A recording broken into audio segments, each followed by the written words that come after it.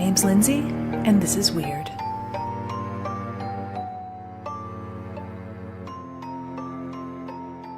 So admittedly, when you all voted for the Ouija board over the Donner Party on Facebook, I have to admit I was relieved. I think I got quite enough of cannibalism after episode 11, so I feel good about this one. I've heard people pronounce it Ouija, and I've heard people pronounce it Ouija, and I did look it up in dictionary.com, and they had it listed as both, which was super useful.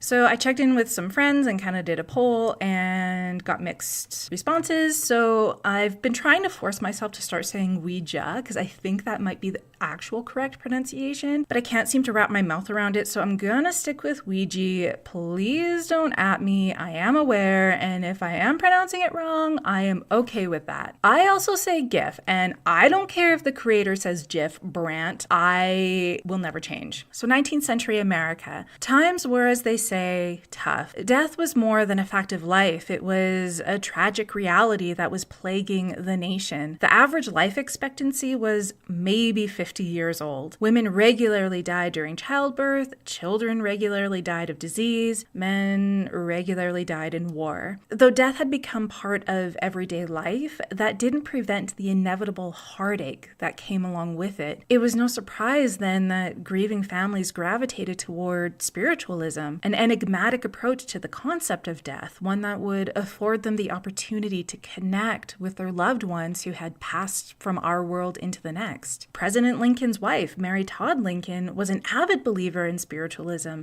a belief compounded by the death of her own two sons. The First Lady had not been afforded much sympathy by the American public. Mary, at least, had the luxury of being with her sons as disease slowly eroded the life from their bodies. Edward Baker Lincoln had died in 1850 at age 3, and young William died in 1862 at the age of 11. Many mothers of the day had lost their sons to the Civil War, which raged from 1861 to 1865, and there were no final words or last goodbyes or a comforting touch as they drew their final breaths. It's no wonder then that a belief in challenging the finality of death would be so alluring to a grieving nation. If you're interested in a film about the Civil War that to this day makes my heart hurt, watch Glory. It's with Denzel Washington and Morgan Freeman and Matthew Broderick. I know I usually recommend books, but this film is just far too powerful to admit from being recommended. It doesn't address spiritualism at all, but it gives you an idea of the sheer scale of grief, of trauma, and of brokenness that was encapsulating the nation at the time. I'm tearing up just talking about it. Okay, moving swiftly along. Spiritualism has a long and interesting history, one that deserves an entire episode unto itself, which is what I'm going to do. So I don't want to go into too much depth on this episode, but it's important to have some cultural context as a framework for the history of the Ouija board, a sensation that would soon sweep the nation, largely due to the abundance of unresolved grief, as indicated previously. Adding fuel to the fire was the rapid advancement of the telegraph and, of course, the press, who were more than happy to disseminate accounts of the dead fraternizing with the living. The point being that prior to the Ouija board hitting the shelves, talking to the dead was already a well-established practice. The problem? It cost money. Spiritualists weren't cheap. As well, it took an exceptionally long time to get any kind of discernible message from the other side. Spiritualists would call out the letters of the alphabet, waiting for the spirit to indicate when they got the correct letter, often using auditory cues such as a knock. You can imagine how long the answer to a simple question would take. Also, I'm dyslexic, so we'd be there for days. Alphabet cards used to try and expedite the process were soon developed, and yet the process was still painfully sluggish for spirit seekers anxiously awaiting word from their dearly departed. Taking all of this into account, it's easy to see how an entrepreneur would look at the current state of affairs and make the small leap from table tiles to letters on a piece of cardboard. It was the planchette, however, that really set Kennard's Ouija board apart from any other spiritualist device available at the time. The planchette is the part of the Ouija board that participants touch. It's the device that moves moves seemingly supernaturally across the board so that the spirits may communicate their desired messages. The planchette has a history unto itself. Starting in France, June 10th, 1853, a spiritualist by the name of Allan Kardec happened to be at a table-tipping seance in Paris when another participant suggested a modification that might speed up the languid process. He produced a tiny basket and attached a pencil to the inside of it. In this way, those seated in the seance circle were able to place their hands on the basket as it moved across the table. The basket produced a message, and that message said, "I expressly forbid your repeating to anyone what I have just told you. The next time I write,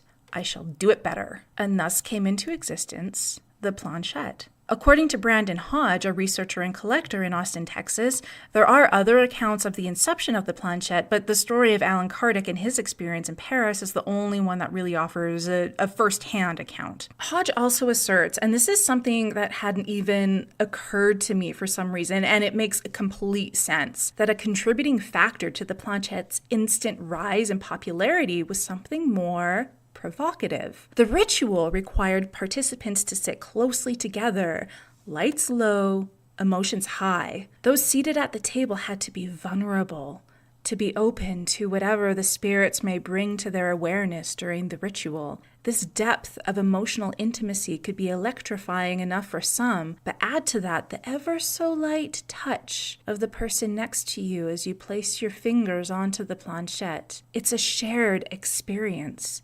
Cathartic, stimulating, perhaps even seductive. The planchette made its way to the shores of America in 1858 in the company of Robert Dale Owen, a spiritualist and social reformer, and Dr. H.F. Gardner, a paranormal investigator, which I think if I could choose any era in which to be a paranormal investigator, this would be it. Science was making incredible strides at the time, but this was also the era of evangelists when they would travel the nation preaching the word of God and converting the unfaithful into the fold of Jesus. The second and third Great Awakenings, as they're called, saw an increase in revival meetings and experiences with people coming to salvation through the likes of Charles Finney and Dwight L. Moody and, of course, William and Catherine Booth, the founders of the Salvation Army. But by 1861, America was at war with itself.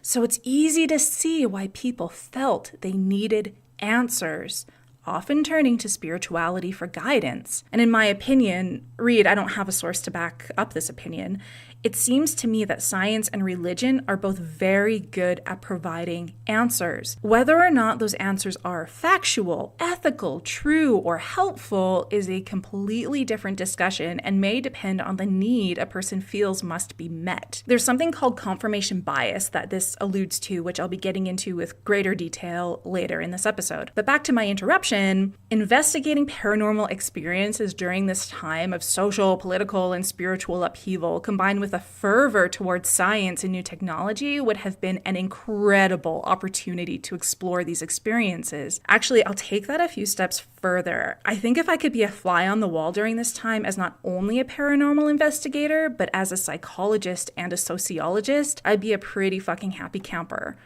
on the wall as a fly.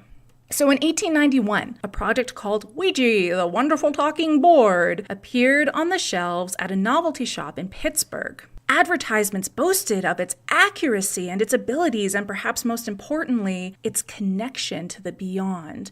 And by beyond, I'm not referring to that strange uncharted part of the bed and bath store. I'm referring to the place, the time, the whatever it is that we allegedly continue to exist in after we die, that beyond. Anyone could use it. No need for an expensive spiritualist or deep pockets, much to the chagrin of disgruntled spiritualists who were turning a profit out of talking to the dead. It was like opening a bakery only to have someone give away grandma's secret cookie recipe for free, the recipe that everyone knows you for, and now no one comes to your bakery anymore because they can bake their own cookies at home for a greatly diminished price tag. The product sold for $1.50 from the Kennard Novelty Company and was yours to keep to use whenever you felt the need, whether for entertainment or something more somber. But here's the thing. The reliability of the product had to be proved at the patent office, otherwise the patent would be denied. So that meant it had to be genuine, right? Well, yes and no, and we will talk about that more later on. The Ouija board, as we now know it, had seen a few other less successful iterations, but it was Charles Kennard, along with Elijah Bond, Colonel Washington Bowie, and a couple of other investors that managed to combine the letters and numbers with the board and the planchette in a way that united the need for succinct communication with the dead, along with being budget-friendly. A befuddled patent officer granted the patent to the Kennard Toy Company on February 10th, 1891, after the board was able to spell the name of the officer, which hadn't allegedly been revealed to Bond and Peters. The original patent, which I'm going to post in the show notes and on social media, doesn't offer any kind of explanation as to how the device works, except that it simply does. This absence of transparency worked in favor of the Kennard Novelty Company, and by 1892, they had opened a second factory in Baltimore, 2 in New York, 2 in Chicago, and 1 over in London. Business was, as they say,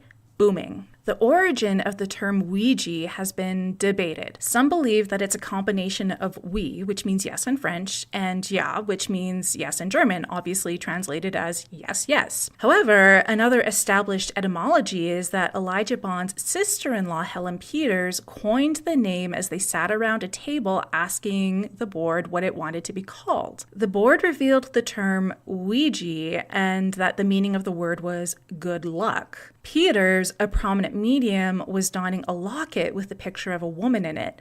Allegedly, the term Ouija was written above the woman's head. When Peters revealed the locket to the group and affirmed that she hadn't been thinking of the word or the locket during the ritual, the group unanimously agreed. The board was to be called Ouija. The strange tale seeped into the history of the board itself, later revealed in letters written by the founders of the product. That said, experts have theorized that the word above the woman in the locket was actually Ouida, a pseudonym for Maria Louise de la Remy, an important writer at the time of whom Peters was a fan, and the term was simply misread. The overwhelming success of the Ouija board created complications amongst the business partners. Bond and Kennard departed from the business, leaving William Fuld, an early stockholder in the company, to run the business. The remaining investors, including Colonel Washington Bowie, which is probably one of the greatest names I've ever heard, consented to license Fuld exclusive rights to the board in 1898. By 1919, Bowie had sold his remaining shares to Fuld for the grand sum of $1.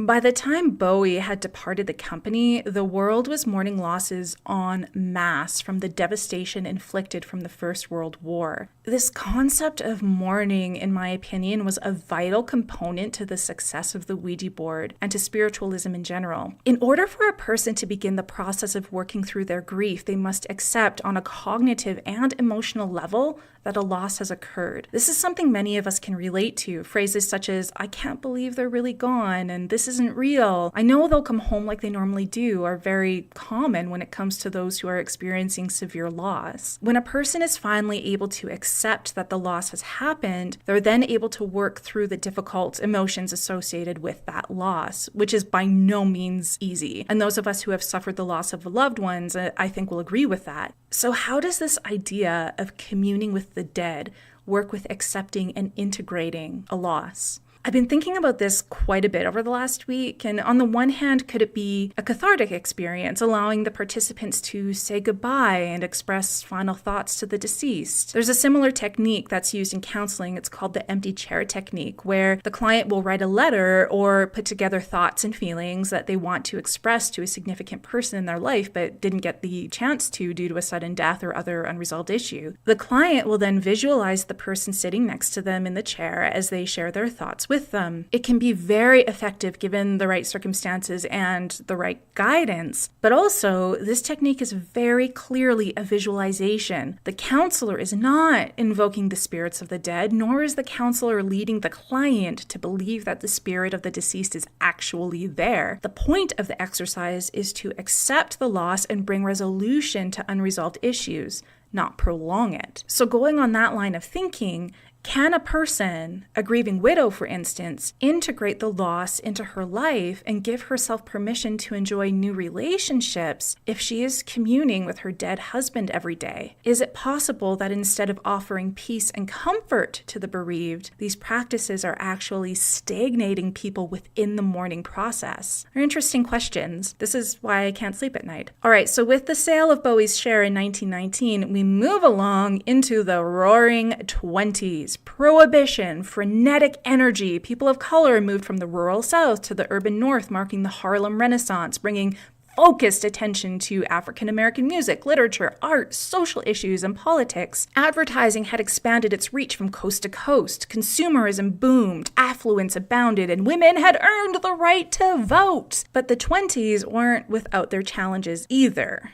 There was anti-immigrant hysteria. There was rampant paranoia due to the emerging Communist Party in Russia. You may recall from episode 7 that Russia was going through some difficulties moving into the 20s. And the Ku Klux Klan, unfortunately, was experiencing a renaissance of its own in response to the dramatic cultural shift concentrating on African American roots and experiences thanks to incredible contributions from the likes of Willie the Lion Smith, Louis Armstrong, one of my personal favorites, Duke Ellington, Josephine Baker, Ethel Waters, and writers such as Langston Hughes, Nora Neale Hurston, and Jessie Redmond Fawcett, and of course many, many, many, many others. In many ways, the country was very much divided, urban versus rural, progressive versus traditional. In short, the 20s was a hell of a decade. Embedded within the urbanization and expansion of ideas was still the ever-reliable Ouija board. It had become so commonplace, in fact, that the Saturday Evening Post dedicated an entire cover to an idyllic evening with a Ouija board, painted by none other than Norman Rockwell. The Ouija board had successfully become integrated into the American way of life. But with that integration also came anecdotal tales of murder, mystery, and madness. Armchair detectives were starting to employ the use of the Ouija board in an effort to solve the unsolvable. Such was the murder of Joseph Burton Elwell, a gambler murdered in 1920. Elwell died from a gunshot wound to the head inflicted by a .45 automatic. The gun wasn't found at the scene, however, the bullet that killed him was discovered neatly placed with intention on a table near the body, and the shell was found on the floor. There were no fingerprints, no signs of forced entry, and no signs of a struggle. The murder was never solved, much to the exasperation of police and Ouija enthusiasts alike.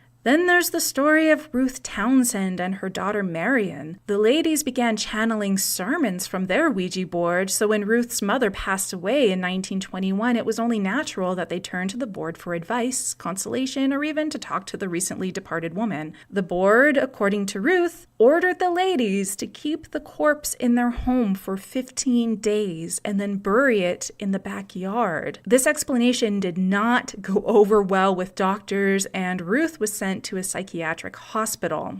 In stark contrast to the opulence of the 20s is, of course, the despairing bleakness of the 30s. October 24th, 1929, also known as Black Thursday, 12.9 million shares were traded, followed by Black Tuesday, which was October 29th, when another 16 million shares were also traded. Many of the shares were rendered worthless and the stock market crashed, a cataclysmic event that rippled around the globe. The Great Depression would last pretty much up until 1939 as the country was plunged into starvation, poverty, and famine. By 1933, 15 million Americans were unemployed, and as the unemployment rate sank, the suicide rate skyrocketed. History, it would seem, was anxious to provide fodder for the ever-growing obsession with talking to the dead. March 7th, 1930. Clothilde Marchand, a mother and successful painter, heard a knock at the door. A harmless gesture, unlike today, where if I'm not expecting someone at the house, I silently crouch on the ground until whoever it is just goes away. Although Mrs. Marchand was not familiar with the woman at the door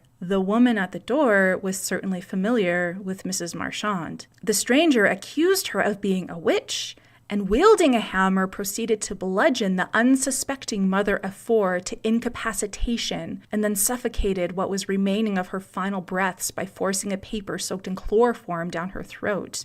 The woman with the hammer was Nancy Bowen, a 66-year-old tribal leader from the Cattaraugus Reservation near Buffalo, New York. Nancy, along with 36-year-old Lila Jimerson, who was employed at the reservation school at the time, were seeking answers for the death of Nancy's husband, Charlie. The two women came together in the fall of 1929 with the hopes that the spiritual powers of the Ouija board could help them obtain the answers that they were seeking. The board didn't fail them. They asked to speak to Charlie, and the board complied. Upon being questioned about Charlie's death, the board responded with a disturbing statement. "They killed me." The board didn't stop there. It proceeded to spell out the name Clothilde, along with an address and a detailed description of the killer.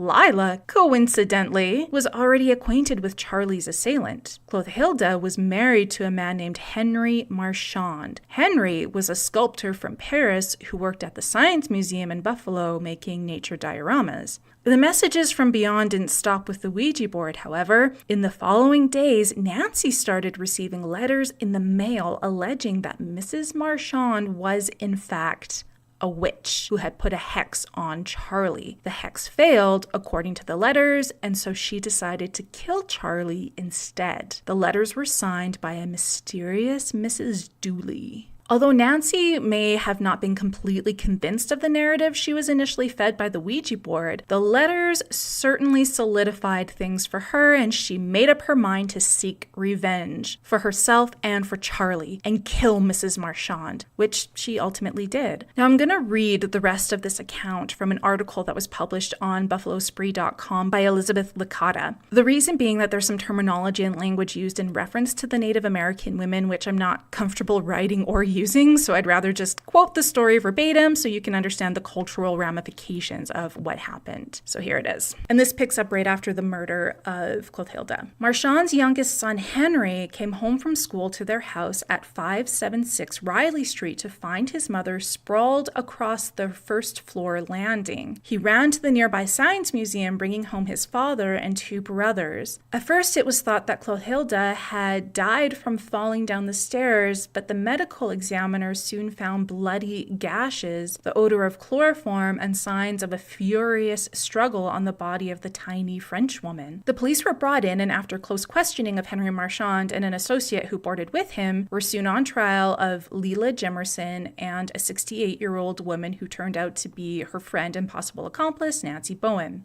First, Jimerson was arrested, and then she named Bowen, who had retained Clothilde's earpieces, to her glasses and pieces of her bloodstained clothing. Jimerson had traveled from the reservation with Bowen, visiting Henry at the museum and getting him to take her for an early afternoon ride while Bowen was busy attacking Clothilde. It came out later that Jimerson had convinced Bowen that Clothilde Marchand was a white witch who might have used her powers to kill Bowen's recently deceased husband. Clothilde's habits of gathering and eating mushrooms, strange, hellish vegetables, may have been cited as clear evidence that she practiced dark arts. In some ways, this was a fairly clear-cut case. Bowen, at least, had admitted some part in it, and there was a decent amount of evidence, but a combination of factors made it clear that there was more than one victim. There were two trials. Lila Jimerson collapsed during her first trial, which was declared a mistrial. Then she pled guilty to second-degree murder from her hospital bed, but retracted the plea soon afterwards. The first trial had been scheduled in record time after the Buffalo police had made themselves thoroughly objectionable on the reservation, tearing apart private homes in their search for Bowen's hammer, which they never found. Clarence Darrow was brought in to help make sure Jimerson got a fair trial, but he ended up not taking the case. Marchand admitted on the stand that he had more affairs than he could remember, dismissing Jimerson as a minor incident among them, while District Attorney Guy Moore actually referred to Jimerson as a filthy Indian.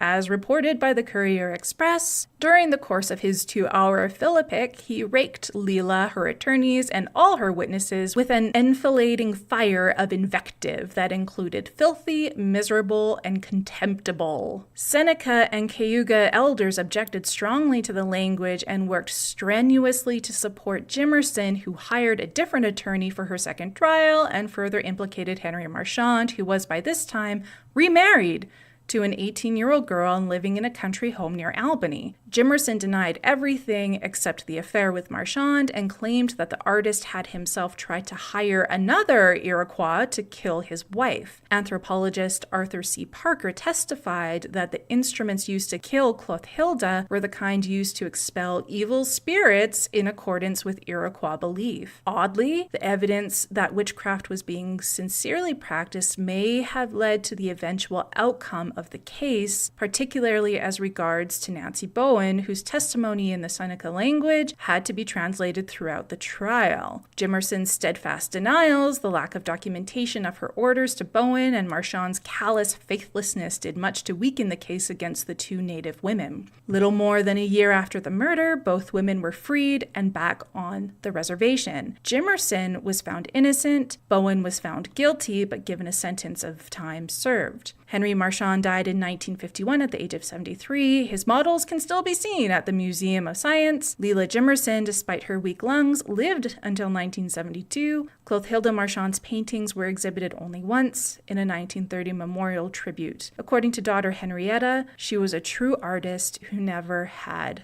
a chance. And I just realized that one account listed Bowen as being 66 and another listed her as being 68, so just minor discrepancy there. Despite these grim tales surfacing from time to time, the popularity of the board refused to wane. In 1944, 50,000 units were sold over a period of 5 months at a single department store, and by the late 60s, sales continued to climb into the millions, outselling Monopoly. After all, between World War II, Korea, Vietnam, and other tragic events, the dead were not in short supply. Ouija boards had been regarded as mostly innocuous, despite tales of the macabre being peppered in occasionally, right up until the 70s. And then everything, and I mean everything, changed. The year was 1973. America was in the icy grips of the Cold War and the heated competition of the space race. The White House was embroiled in the Watergate scandal, and American troops were finally coming home from Vietnam. Through the tragedy, uncertainty, and political division, much of America's attention became focused on a singular event on December 26, 1973. And that was the premiere of a film that would change the fabric of America's culture, The Exorcist.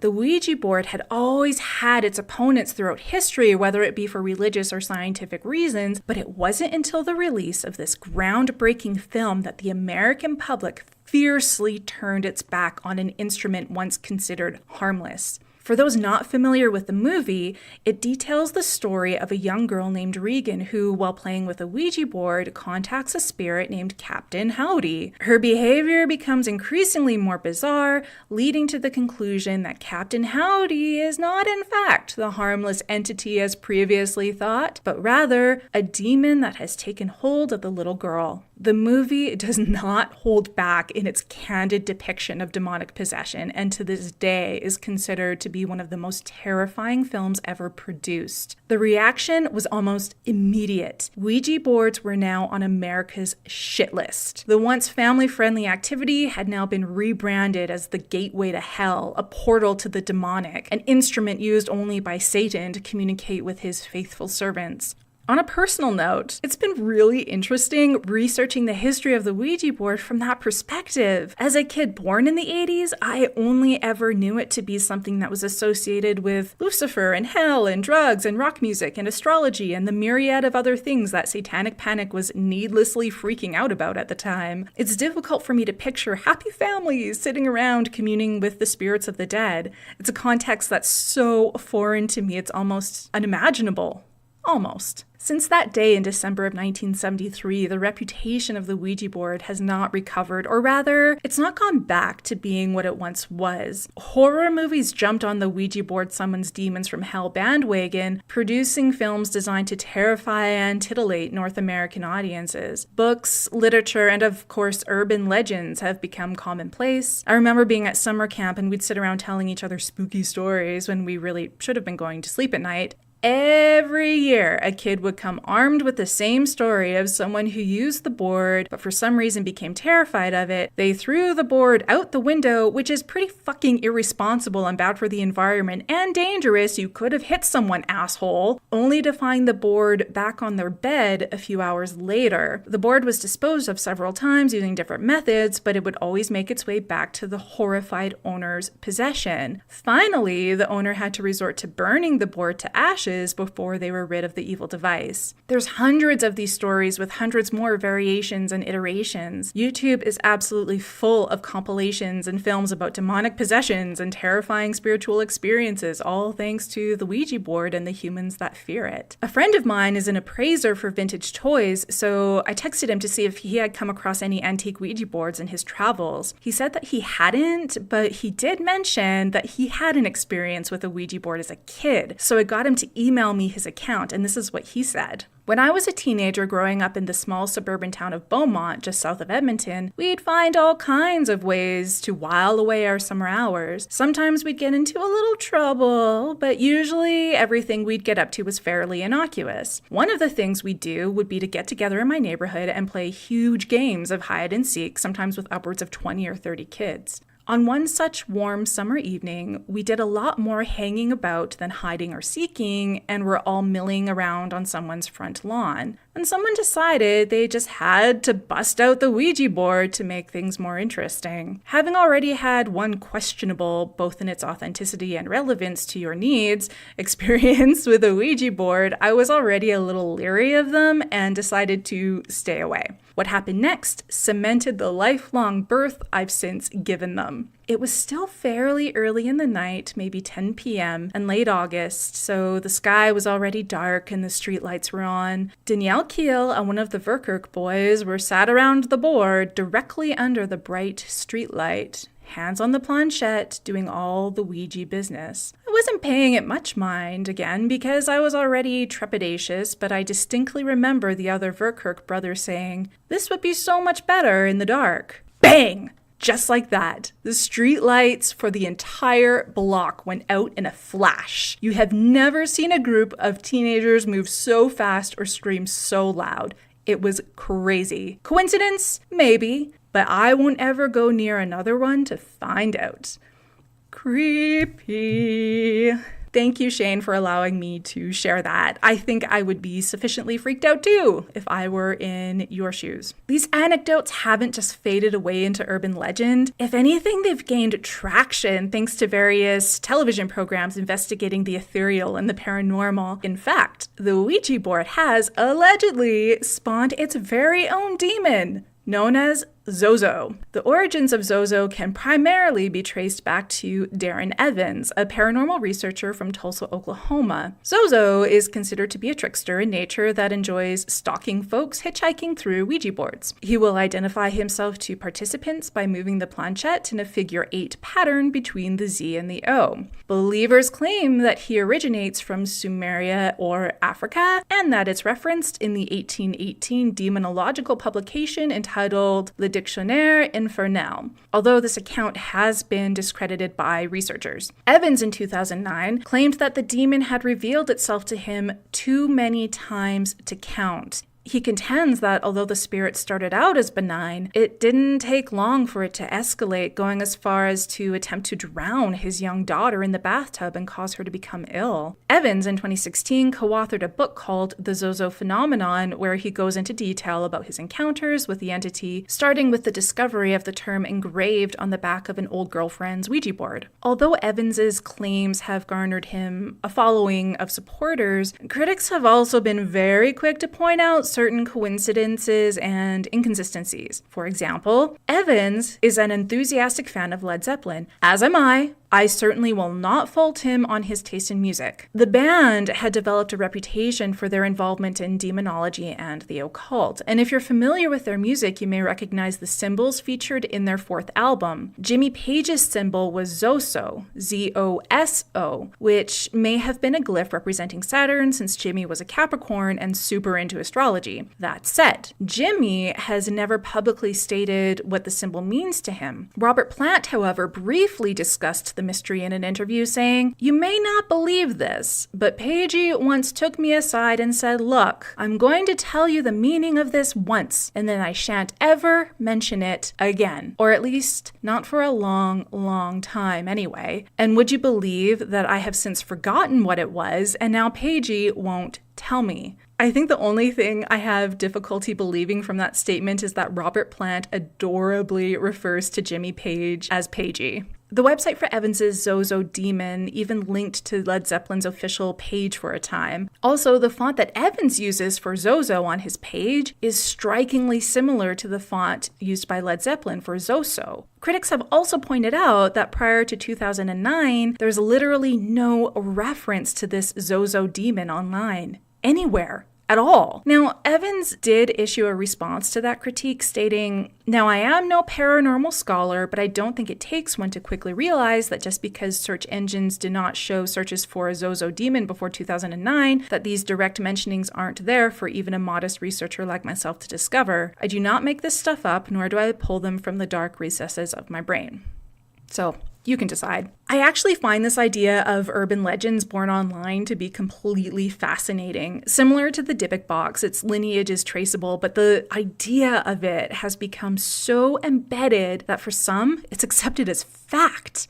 Fascinating. Today, Ouija boards are still, of course, readily available. Some use the boards as a cheesy thing to do with friends. Others hope to find a connection between the living and the dead, and still others gather around it because of its newly developed creep factor since the 70s. But regardless of intention, everyone still has the same question. How does this fucking thing work? Well, there is a science to how Ouija boards work, and it's not the preternatural powers that horror movies, books, articles, and metaphysical documentaries would have us believe, at least not in my opinion. And look, I'm not here to shit on anyone's spiritual beliefs or practices. I've mentioned a bunch of times on this podcast that I'm one of those annoying psychology students, and that's the lens with which I tend to view things. So that's the perspective I'm coming from. So when it comes to things like tarot cards, Ouija boards, crystal pendulums, dowsing rods, and other seemingly supernatural events, there's two human qualities that are often at the root of these events. First, let's address confirmation bias. Confirmation bias is something that every person is guilty of. It's a natural thing to do. It shapes how we view our culture. It shapes our decisions, our perspectives, and our opinions. It influences how we vote for world leaders, our views on religion, politics, science, history, art, and, well, pretty much everything. It's the reason why many of us cannot accept facts that directly oppose our views, and that we internalize and share information that is inaccurate, or more commonly known as fake news. It's the reason that propaganda and smear campaigns can be so effective, but it's also the reason why smart PR can render incredible results. If you're not familiar with the concept of confirmation bias, here's a brief explanation from the Encyclopedia of Social Psychology.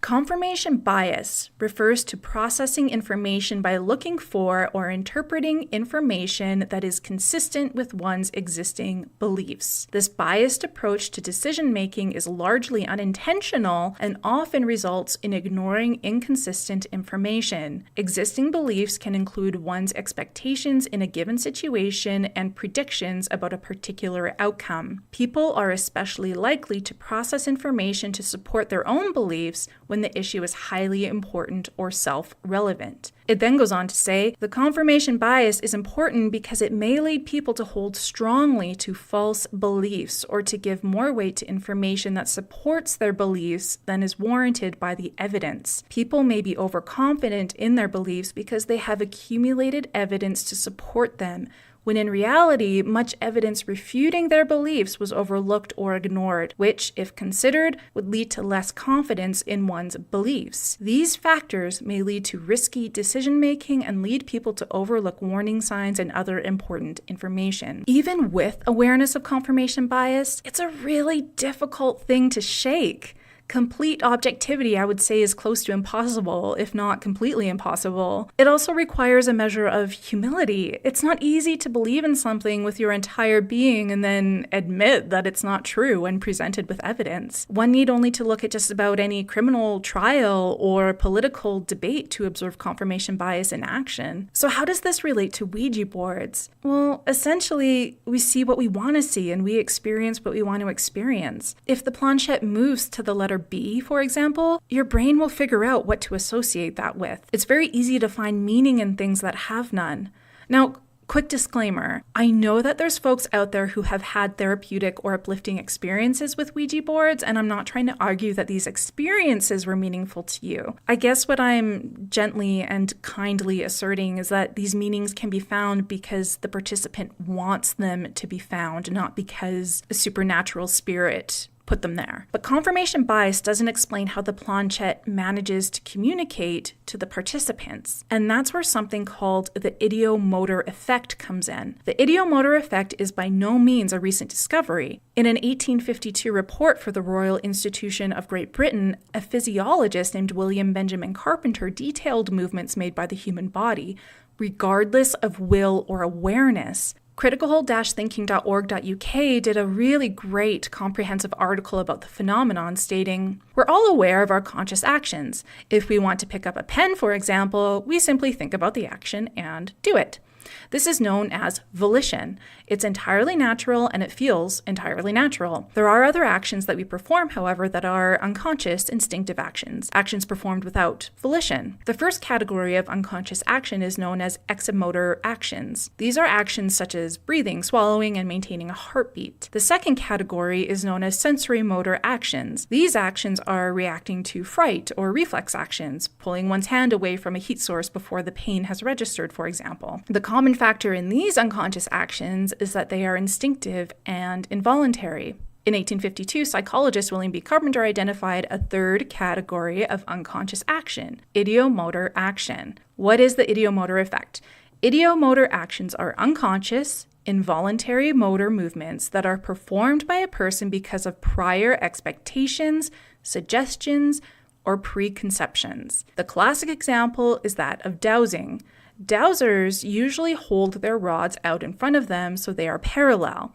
When they come across whatever it is they are trying to detect, usually water, the rods will cross over at that point. A complete novice who is told that water is beneath the ground at a certain point will find that as they cross the point, their dowsing rods will deflect or cross. This is because they know where the point is and they subconsciously move their hands slightly, which crosses the rods. The important point to stress is that this is done unconsciously. The person who is crossing the rods does not realize that they are themselves doing it. In fact, it feels as if some external force is acting upon the rods, which makes the experience even more powerful. The effect is actually quite easily observable if you're interested in seeing it for yourself. If you were to take a small weighted object like a small eraser, a USB stick, a pendant, or like a nut or something and attach it to a string about a foot long, then hold the string out in front of you so the item dangled freely, the item would soon start moving either clockwise or counterclockwise, regardless of your efforts to stay perfectly still. The rest is up to confirmation bias. Ask it a question, any question at all, and the weight will, of course, answer it. National Geographic produced a pithy video about this effect on YouTube. Essentially, the presenter had a group of people play with a Ouija board. They all agree that something preternatural has occurred, and those who were skeptical are now more open to believing in the power of the device. But then the presenter throws a wrench into the cog and has the participants use the board again, this time wearing blindfolds. The message this time was indecipherable nonsense, a perfect demonstration of the ideomotor effect. When the group initially used the board, sans the blindfolds, the message relayed by the board made sense, despite all the participants insisting that they were in no way moving or manipulating the planchette. And yet with the blindfolds, the spirit rendered complete nonsense. The results I felt were quite telling, although judging by the YouTube comments, many beg to differ. I'll post the video on social media and you can take a gander and decide for yourselves. Despite psychology and science explaining the forces behind the Ouija board, the toy is still a volatile topic of discussion for many. Although the device is likely not a gateway to hell or a portal to being able to have a gab with your dead aunt, it does offer fascinating insight into the way the human brain works. Psychologists are using the board as a way to study how the conscious and unconscious mind processes information. So the next time you're upset and someone tries to write off your concerns or worries by saying it's all in your head, Give yourself some fucking credit. The power and depth of our own minds still to this day isn't even close to being fully comprehended. Speaking of confirmation bias, What's Weird this week features the tale of a man and his rocket. You may have seen this all over social media because it really did go viral. A California man named Mike Hughes is on a mission to prove that the Earth is flat. Flat earthers have become more vocal in recent years, positing that the Earth is not, as most have us believe, globe-shaped, and everything we have been taught about our universe by Aristotle, Ferdinand, NASA, Magellan, Hawking, Tyson, Armstrong, and Glenn is lies. Mike wanted to settle the debate once and for all, so he did what any rational person would do and decided to go look for himself. Why trust Chris Hadfield when you can build a rocket in the Mojave Desert and launch yourself into space and personally fact-check the situation? Unfortunately for the 61-year-old limo driver, the launch didn't exactly go as planned. The launch initially suffered delays, Hughes claims, due to the Bureau of Land Management denying the proper permitting for him to go through with the launch on federal property. Red tape can be a bitch, for sure. However, the Washington Post has reported that the agency says they have no record of having ever even spoken to Hughes. After more delays and technical difficulties, Hughes managed to achieve limited success with his creation last Saturday, March 24th, 2018. His steam-powered rocket ignited and he was launched into the air, reaching a height of 1,875 feet and speeds of 350 miles per hour before tumbling back down to Earth. The entire mission lasted for about a minute. Hughes suffered minor injuries but remains determined. This initial attempt to prove that the Earth is flat once and for all may not have rendered the results that Mike was hoping for, but that hasn't deterred him. He remains steadfast in his goal to be propelled 52 miles above the Earth, a goal he hopes to reach by the end of 2018. That's a wrap for this week's edition of Weird, a podcast of curiosities. If you liked what you heard and you'd like to hear more, please rate, subscribe, and review the podcast. Also, if you have thoughts, questions, ideas, or just things in general you would like to talk about, you can find me on Facebook, Twitter, and Instagram at The Weird Pod, as well as the website www.theweirdpod.com. Thanks again for joining me this week. I'm really excited about episode 13, Lucky 13. I received a really lovely note from a listener, which I'll be chatting about, and based off of his email, we're going to be talking about John Linley Fraser. Until then, though, stay weird.